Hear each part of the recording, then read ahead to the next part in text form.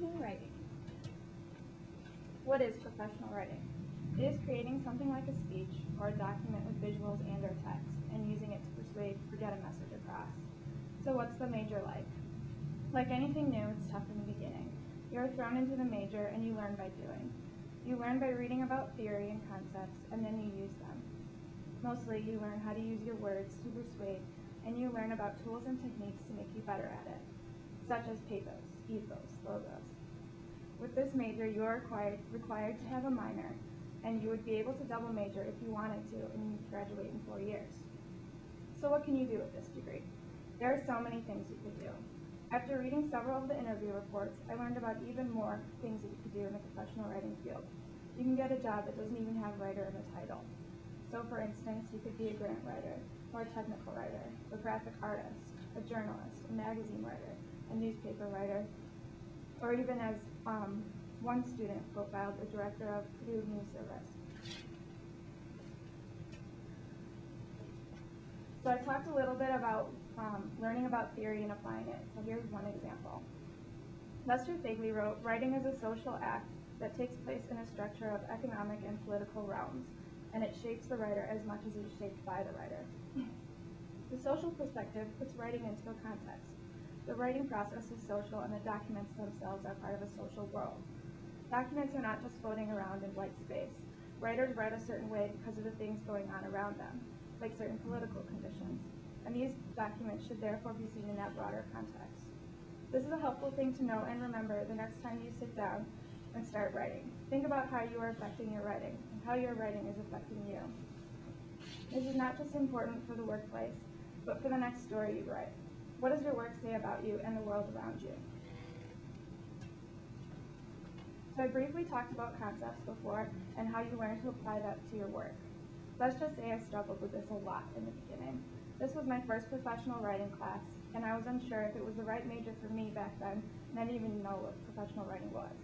By the time we started the mapping project, though, which was about midway through the semester, I was starting to form an idea in my mind of what it means to be a professional writer. Nathaniel used to always say, "Go beyond conveying." I knew what he meant, but I didn't know how to do that until we started the mapping project. I must have had a million drafts in my map. I must have done a million drafts in my map to get beyond conveying and get to persuading. By my final draft, I had a map that I think worked pretty well in persuading my target audience. Instead of listing facts, I organized information in certain ways to get my audience to think differently about their food choices and act on that. So now that I've completed this course and learned lots about theories and concepts and have improved my techniques, I have to ask myself, where do I fit into the professional writing world? I'm still not sure, but my mind is open. This summer, I have a technical writing internship for a company called SRC, Scientific Research Corporation. I'm really interested in the type of work they do, which is mostly for the Marines, but I'm not sure if I will enjoy the technical writing aspect. I have mostly a creative visual art design background, and I really enjoy that type of work. Like I talked about before, the mapping project was my favorite assignment because I was able to use those skills. I also enjoyed the decision architecture lectures, partly because I understood it quickly with the metaphor, but also because it involved playing with visuals to make documents more effective. I really enjoyed making decisions about my map to make it more aesthetically pleasing, but also more persuasive. So now this summer, stepping out of that comfort zone, it will be interesting to see if I enjoy technical writing also.